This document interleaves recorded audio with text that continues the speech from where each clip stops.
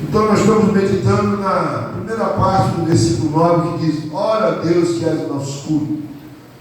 Nós falamos pela manhã e entendemos que o salmista ele está dizendo que Deus é a sua proteção, Deus é o seu lugar seguro, Deus o protege, Deus que é o Senhor da vida dele.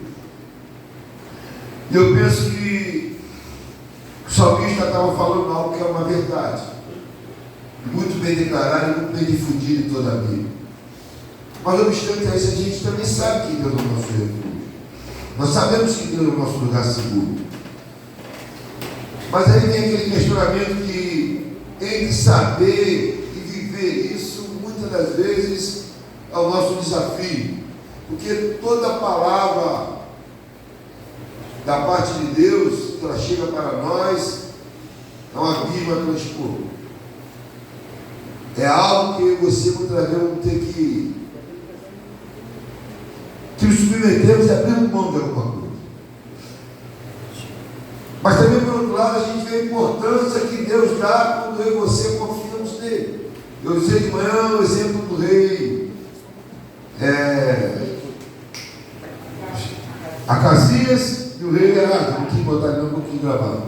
Então, Acasias estava da sacada, da escada, e aí mandou buscar ajuda em Ecrom, com a água, ao Deus de Baal-Zebub. O Deus então mandou um presbítero interceptar no meio do caminho e dizer: ó, porque você mandou buscar ajuda lá, não há Deus em Israel, você não vai sobreviver. E vai dizer o texto que lá na frente Ezequias morreu. Ezequias não, Acasias morreu justamente pelo seu ferimento do pé. E o segundo que gostei foi o rei Asa, que foi o rei que mais gozou de paz. É o rei que viveu 35 anos de paz. E quando chegou um tempo que ele teve uma dificuldade, que foi cercado ali pelos inimigos, ele foi buscar ajuda na Síria. E Deus então falou: agora você vai buscar ajuda na Síria, a partir de agora então, primeiro você vai ver as suas guerras do seu jeito, as suas batalhas. Então você percebe como Deus ele quer que você confie nele o tempo todo. Ele quer que a gente veja essa barreira, essa incredulidade, das circunstâncias, e confiamos nele. E vamos para o texto que nós vamos aplicar agora, que é o texto de Jeremias, que é uma coisa tão, podemos dizer, que Deus leva com tanta lealdade, com tanta sinceridade, com tanta austeridade, que Jeremias vai dizer o seguinte, 17, 5 a 8. Assim diz o Senhor: maldito é o homem que confia nos homens, que faz da humanidade mortal a sua força, mas cujo coração se afasta do Senhor.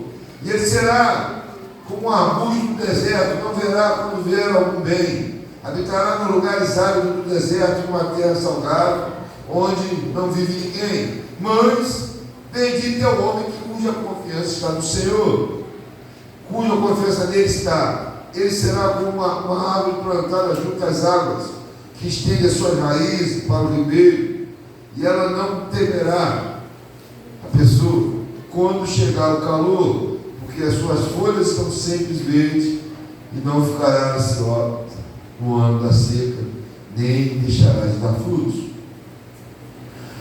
No verso 5 a gente viu aqui pela manhã que o Senhor classifica, usando a vida de Jeremias, como maldito o homem que não põe nele toda a sua confiança. E a gente viu que uma pessoa maldita é uma pessoa que está suscetível a todas as situações indesejáveis da vida: praga, doença, morte, súbita, e assim vai.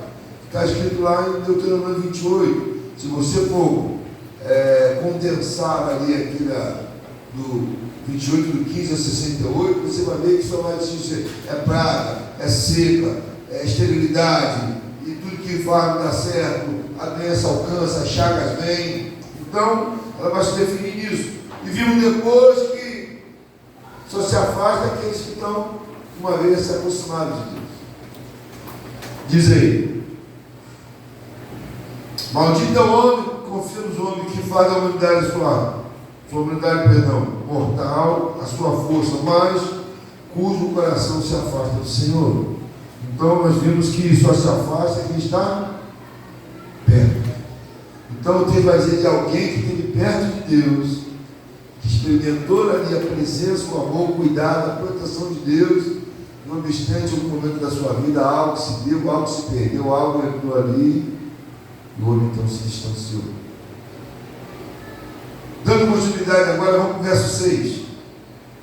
Das consequências daqueles que tiram essa confiança do Senhor. Verso diz assim: ele será como um arbusto. Vou fazer um negócio aqui, senão a gente vai acabar esquecendo. Foi. Vamos lá, verso 6. E ele será como um arbusto no deserto. Não verá quando vier algum bem. Habitará no lugar árido do deserto, numa terra salgada, onde não vive ninguém. Vamos fragmentar esse verso para a gente, como diz, botar uns pormenores aqui. Então, o primeiro verso está dizendo o seguinte: ele será como um arbusto no deserto. Quem é esse? Aqueles que se distanciam do Senhor, aqueles que deixou de confiar no Senhor, aqueles que romperam essa relação de confiança com Deus. Então, a primeira coisa que a gente vai ver aqui é a consequência daqueles que abandonam o Senhor. Ele vai primar por uma vida solitária. Ele será como um arbusto no deserto. O arbusto no deserto significa uma planta solitária, algo que está sozinho. E Deus vai falar através do profeta Jeremias que quem abandona o Senhor vai ser como um arbusto, vai viver uma vida solitária, uma vida só. Enquanto eu estava meditando esse texto, nós somos seres sociais, precisamos nos relacionar com outros seres sociais. Deus nos fez assim. Ele disse: é bom que o homem ande só. Mas eu estava me lembrando de quantas vezes eu tive que mendigar a amizade de pessoas.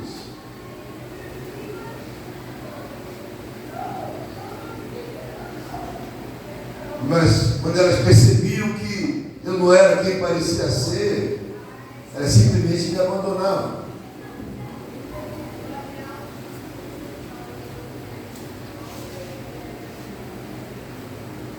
Eu me sentia assim, como um arbusto solitário. Bom, deixa eu segurar um aqui.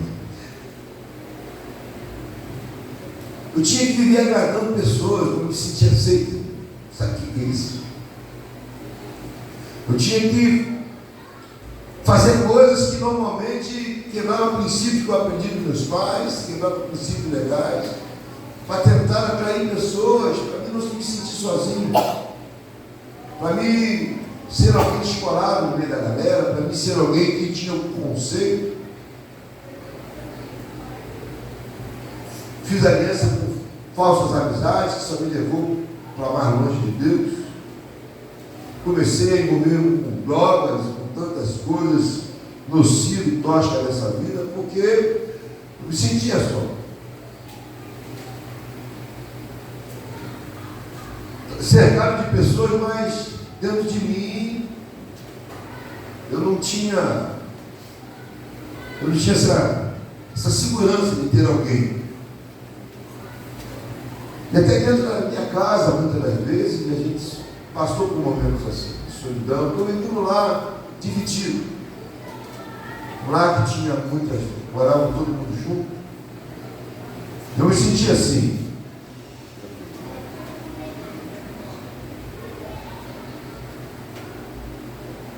Agora, o que eu não entendo, irmão, é que uma pessoa que tem Jesus hoje vive também esse tipo de comportamento. Eu vivia assim porque eu não tinha Jesus. Eu não conhecia Jesus. Mas o que eu não entendo é que hoje a gente conhece pessoas que mesmo com Jesus elas reclamam de solidão, reclamam de se sentirem só. reclamam que muitas das vezes não tem ninguém que elas possam ser de verdade uma pessoa.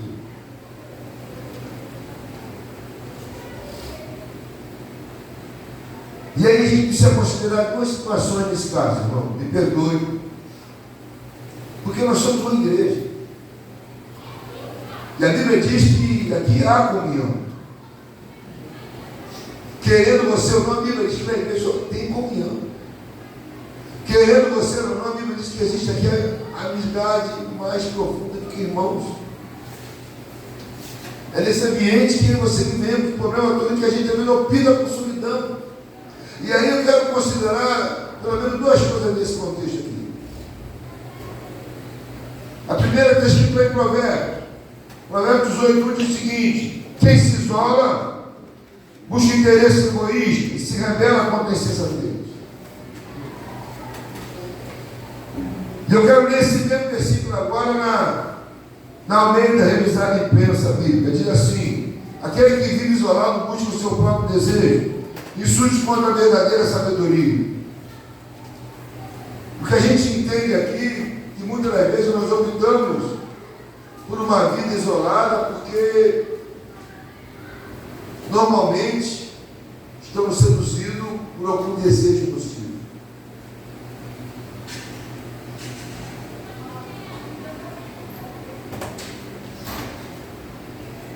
A Bíblia vai dizer, quando eu e você nos isolamos, é porque a gente está sendo dominado ou estamos se inclinados a algum desejo possível.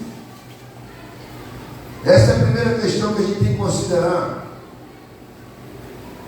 E a segunda questão também é algo que nos chama a atenção, porque,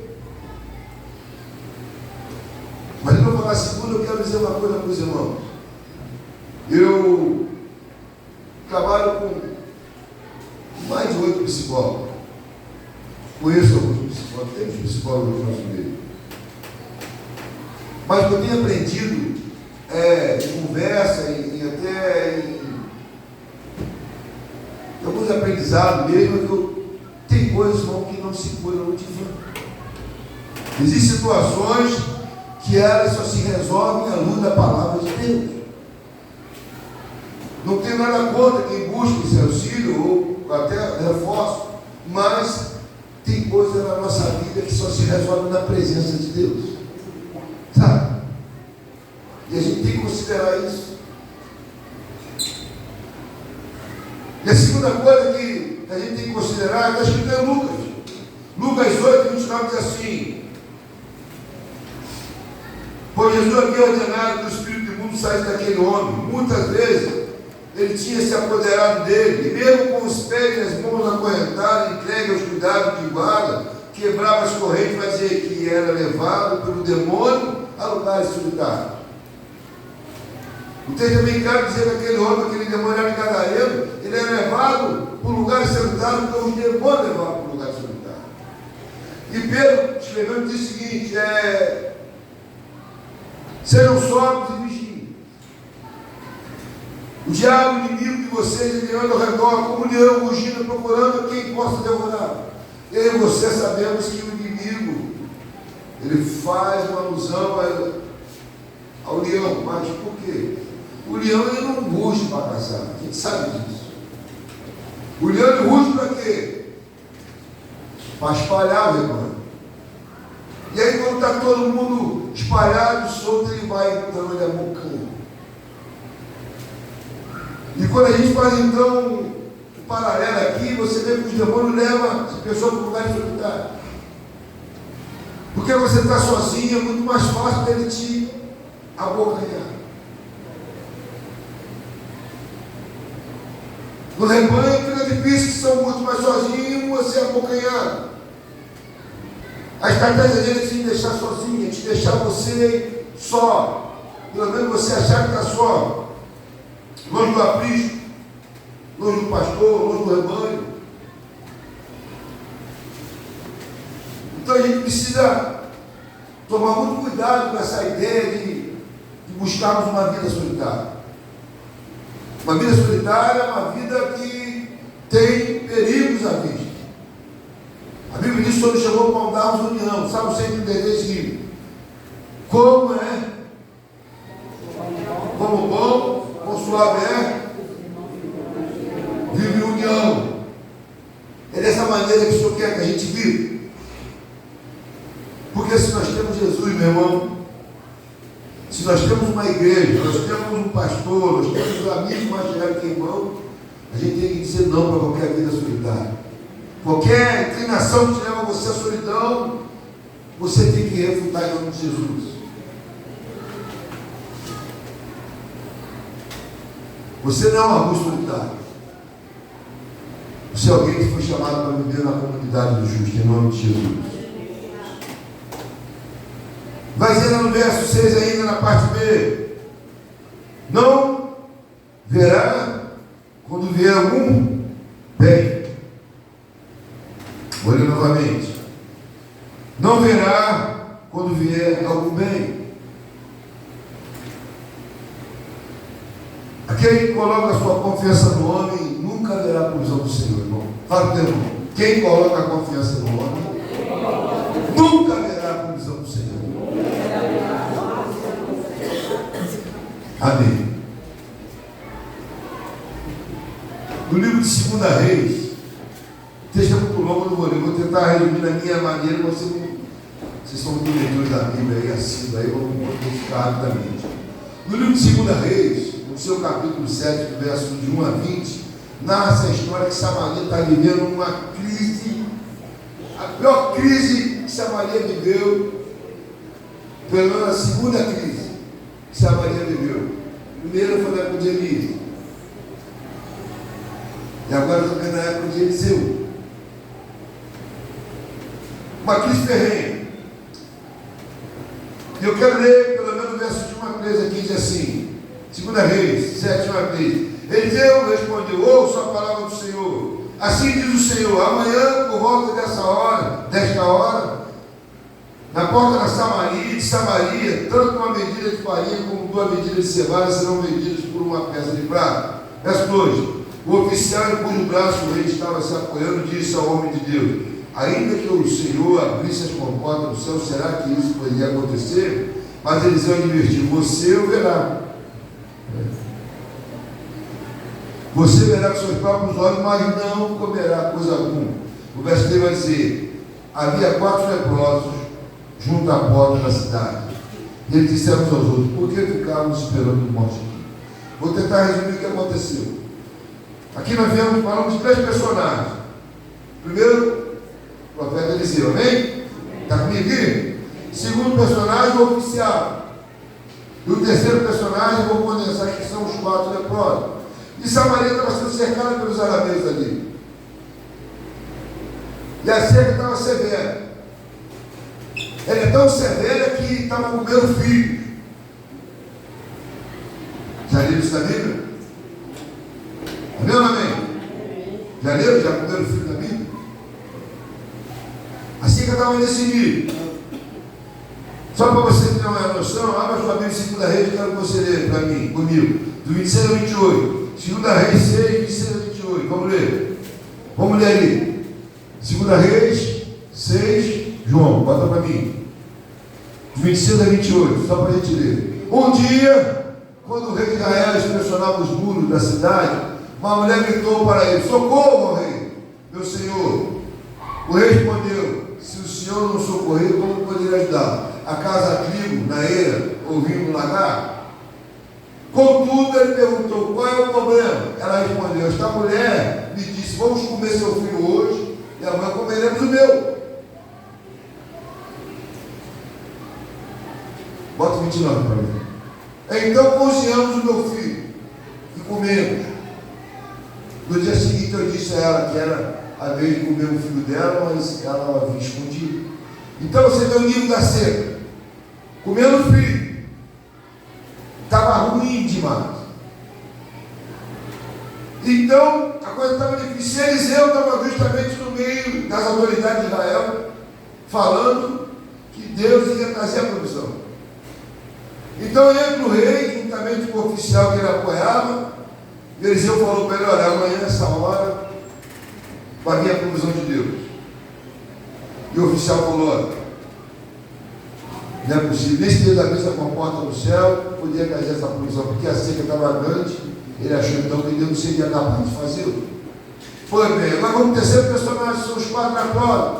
Os quatro lepróis estavam na porta da cidade, e eles com fome também. A situação deles era muito mais complicada, porque não podiam entrar, que era lepróis, ia para fora. Decidiram, falaram: vamos embora, vamos lá no arraial dos arameus, porque ele já está quase morto mesmo. Se ficar aqui, vamos morrer, se vamos lá, vamos lá. Quem sabe a gente encontra a bondade lá. Eles foram então, e a Bíblia vai dizer então, quando eles chegaram no arraial lá dos arameus, estava tudo abandonado, porque o Senhor fez que os partos daqueles quatro leprosos parecessem simplesmente exército. Então eles abandonaram os arameus, fugiram tudo da gala. Então eles foram lá, comeram a provisão e voltaram à cidade e falaram: olha, os arameus foram embora. Deixaram tudo lá. E o rei então mandou conferir, o povo começou a invadir, e o rei então confirmou que era verdade. Beleza, o que ele fez então? Falou para esse oficial que ele então parava no lado e falou: fica aqui na porta, não deixa ninguém passar. E eu quero ler o que aconteceu, verso 19, para a gente fechar a fala. Diz assim: o oficial tinha contestado o nome de Deus, perguntando: ainda que o Senhor abrisse as portas do céu, será que isso poderia acontecer? O homem de Deus havia respondido: você verá com os próprios olhos, mas não comerá. Coisa 20, foi exatamente o que aconteceu, quando o povo pisoteou junto à porta da cidade e ele morreu. Então veja, aquele oficial que disse que Deus não seria capaz de prover por causa do tamanho da seca, Deus proveu de uma forma inesperada, como ele sempre faz, um milagre, e esse oficial foi pisoteado pelo povo. Ele não viu o agir de Deus. Ele não desfrutou da provisão do Senhor. O que a gente aprende aqui, pastor? Sabe o que eu aprendo aqui, meu irmão? A palavra é dura, mas é uma palavra que é verdade. Deus não dá pérolas aos povos. Deus não dá pérolas aos povos. Querido, se você não crê que Deus pode me prover, eu acho que Ele vai entregar na tua mão aquilo que você vai destruir. Você crê? Se você não crê que Deus vai fazer, Ele vai te dar alguma coisa. Se você não crê que Deus vai suprir, Ele não vai confiar em você, porque se você não crê nele, você vai destruir aquilo que Ele está colocando nas suas mãos. E Ele diz para lançar as pedras ao pó para destruir. Ele nem deu o que é sagrado aos cães. Então, quem não crê não vai viver a providência do Senhor. Por quê, pastor? Diz a Bíblia ainda para mim e para você. Jesus, no livro de João 7, 37, ele diz o seguinte: quem tem sede, vem a mim e beba. Deus dá água a quem tem sede, meu irmão. Deus não dá água a quem não tem sede, porque se você não tem sede, você vai estragar a água. Deus só dá água a quem está sedento pela água dele, em nome de Jesus. Então, se você não crê, você não vai ver a provisão do Senhor. E vai dizer que aqueles que confiam no homem nunca verá a provisão de Deus, nunca vai ver o bem do Senhor, porque confia no homem. E quem confia no homem vai ser sempre frustrado. Mas quando você e eu colocamos nossa esperança, a gente vê o milagre acontecendo em nome de Jesus. Amém? Deus não dá pelas nas portas. É uma palavra dura, mas quem falou foi Jesus. A palavra de Deus é uma preciosidade, irmão. A fé é algo precioso. E se você recebe ela, porque você está recebendo a provisão da palavra. A fé não vem pela palavra, não, amém? Então, para quem não tem fé, quem não tem Deus, vai dar o quê? Não vai dar. Não vai dar. Deus não dá pedra nas portas. É uma coisa talvez que a gente não gosta muito de falar, mas é uma verdade. As coisas de Deus é preciosa. Se você não crê, você não vai receber. Agora, quem crê é milagre, irmão. Quem crê é milagre. Quem crê é milagre. Estava aquela seca tremenda, mas talvez eu sei que na tua casa também está assim. Está assim no seu ministério, você não vê nada, só vê seco, e só vê dificuldade. Mas se você baixar a palavra, Deus, acabou, é o fim, a coisa vai acontecer o fim. Mas se você olhar para aquela dificuldade e declarar, Deus é poderoso para prover. Deus é poderoso para trazer do nada. A Bíblia diz que do nada Ele tornou o universo, irmão. Do nada ele fez tudo. O haja de Deus pode acontecer. O haja de Deus pode vir em qualquer momento. Você pensa que não. Tu vê que tu foi de uma noite para o dia mudou tudo. Numa noite, mas você está durando anos. Uma só noite mudou. Na meia-noite tudo mudou. Tudo mudou. E se você vir, enquanto você está aqui, Deus está trabalhando naquela área que você está achando que está. Cacete está acontecendo, porque você está aqui, está buscando ele, está aqui buscando ele. E está trabalhando a seu favor. A Bíblia diz isso. Eles trabalham para aquele que ninguém espera. Então está uma seca tremenda, mas se você está aqui buscando o Senhor, você larga tudo mesmo, não, o Senhor está trabalhando. Agora está dando trabalho excelente. Mas com ele também deu glória à vitória, tudo para ver a sua vitória em nome de Jesus. Amém? E por fim ele vai dizer aqui, no verso 6 ainda, habitará no lugares áridos do deserto, numa terra salgada, onde não vive ninguém. Vou dizer novamente. Habitará nos lugares áridos do deserto, numa terra salgada onde não vive ninguém. Isso aponta para uma vida de esterilidade.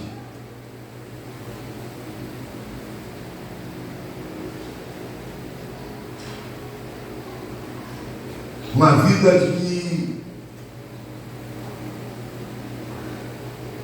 onde a pessoa põe a mão, nada acontece. Lugares áridos do deserto, uma terra salgada, onde não vive ninguém. Querido, quando a Bíblia fala em habitar, ela está apontando para uma pessoa, está apontando para um estilo de vida.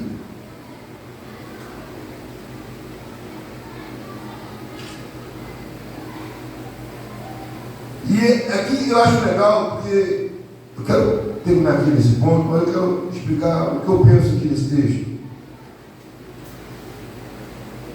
Quem está falando aqui é Jeremias, está vendo, amigo? Está falando porque Deus mandou ele falar. A palavra do Senhor. Jeremias está falando para o povo. Mas veja, querido, mas quando Deus está dando uma palavra para o povo, Deus está falando aquilo talvez que o povo não está vendo. Uma advertência. A situação, porque muitos ali podiam achar que estavam bem na fita. E eles estavam pensando que estavam bem na fita mesmo. Porque eles estavam ali, sabe, entusiasmados. E Deus falou de Jeremias, ele ia falar esse povo aí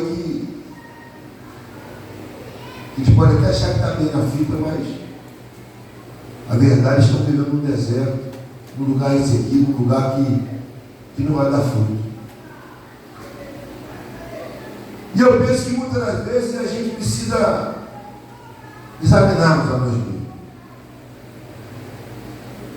Porque está falando aqui de alguém que não está dando fruto.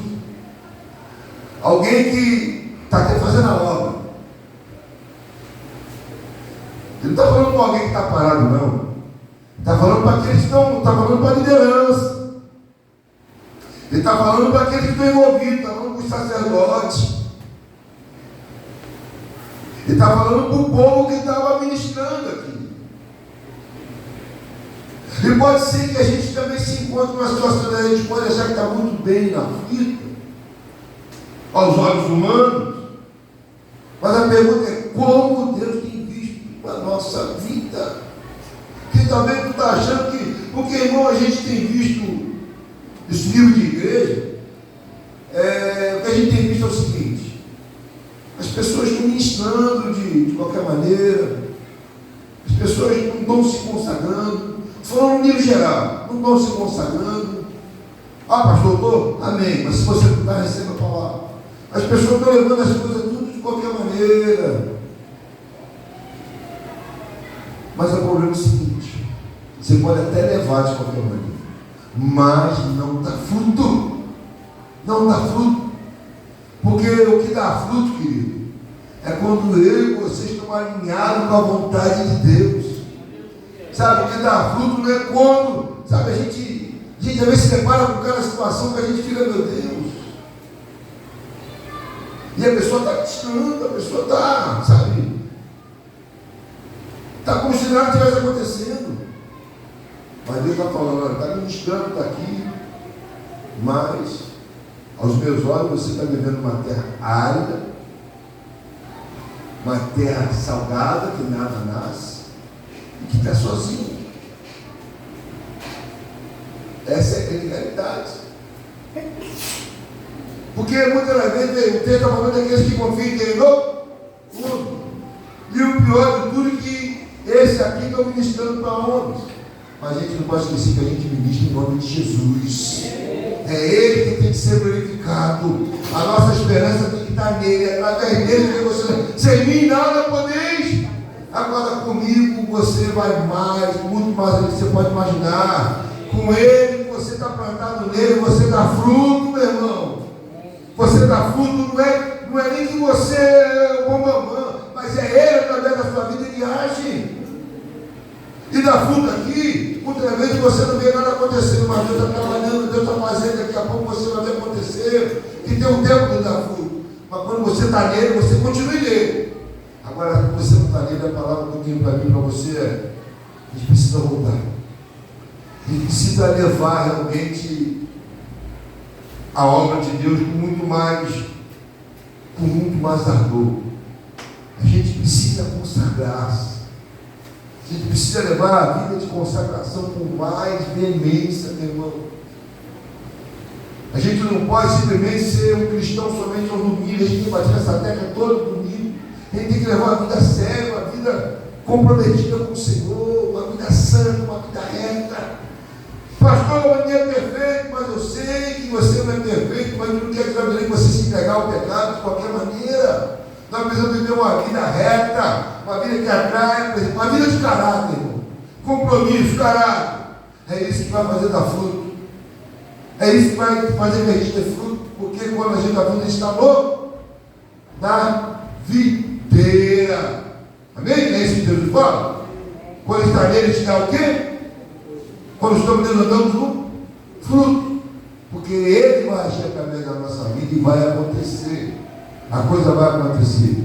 Agora, para tanto, a gente precisa, meu irmão, voltar para o Senhor.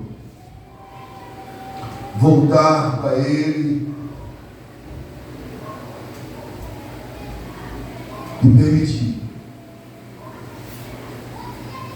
que o rio dele venha sobre nós. Inundar o nosso ser. Sair desse deserto. Que muda o deserto é a chuva de Deus. O que muda o deserto é você ser inundado com a chuva de Deus. E onde a chuva de Deus nasce é sinal de prosperidade. É sinal que a sorte vai mudar. Deus já posso ouvir um barulho de chuva pesada aqui nesse lugar. Você pode dizer amém? Aleluia. Então fique de pé.